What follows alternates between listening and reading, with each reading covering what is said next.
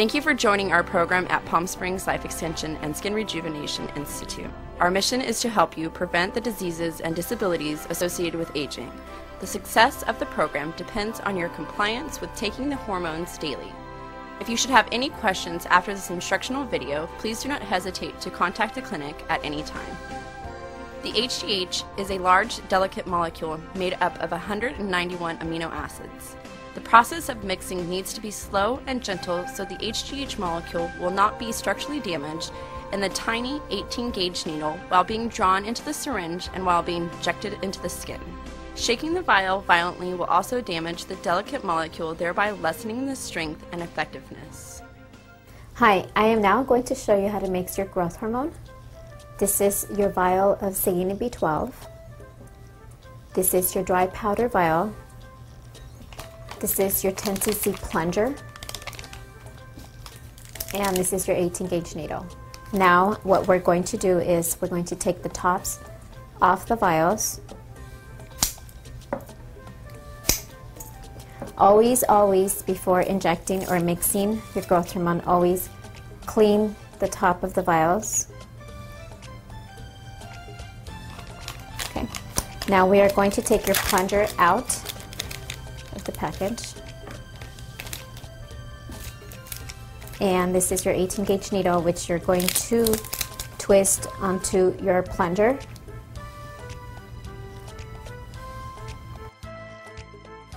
Now we are ready to withdraw the saline in B12 from the vial.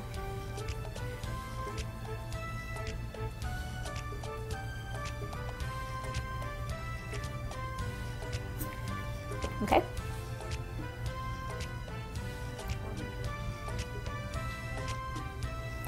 Now we are going to inject into the powder growth hormone very gently until the powder is completely dissolved.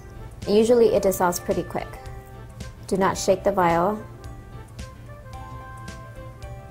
Just twist it around until the powder is completely dissolved.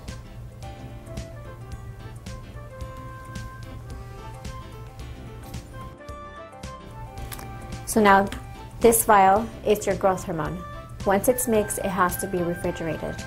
And remember, powder growth hormone is good when you're from the day it was shipped to you. Once it is mixed with our saline in the vial, it needs to be refrigerated.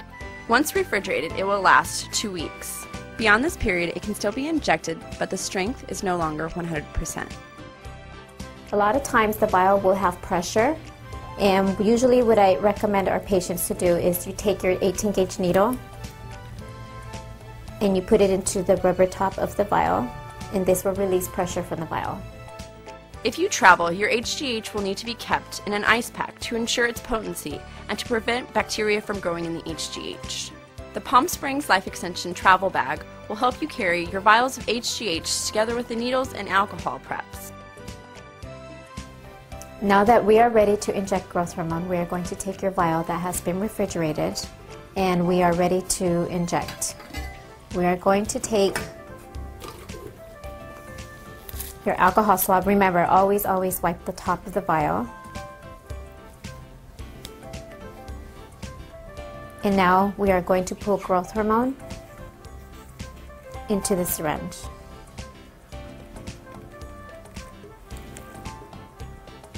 All the way to number 50. Okay, now we are going to inject growth hormone. Always clean this area of the injection site and wait for it to dry.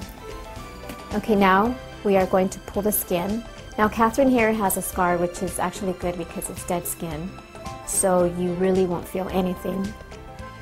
Okay, we are pulling the skin to inject the growth hormone.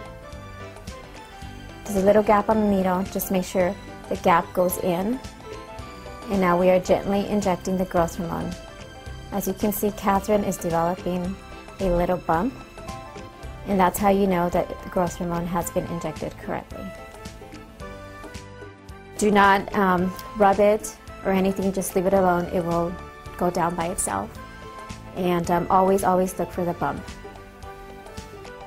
You can tell that your vial of growth hormone has gone bad when it seems kind of cloudy, like this one. This is a good vial of growth hormone, and remember, do not freeze your growth hormone. Please understand the importance of taking your oral hormones daily as directed. We recommend an organizational tool like a pill box to help with your medications. All oral hormones, including testosterone or estradiol gels, will need to be kept in a cool, dry place. You will find a reminder enclosed in your paperwork indicating when your next blood draw is needed. This is absolutely necessary for our doctors to adjust your dosages, since everyone is different, and for you to make sure that your doctor has hit the optimal target in all of our hormones supplemented. Be sure to mark your calendar and call the clinic when you are ready to have your blood work completed. Please contact the clinic if you have any personal information changes, like changes in your medication through your primary physician, address, or your phone number. You will also find an instructional binder with an employee directory.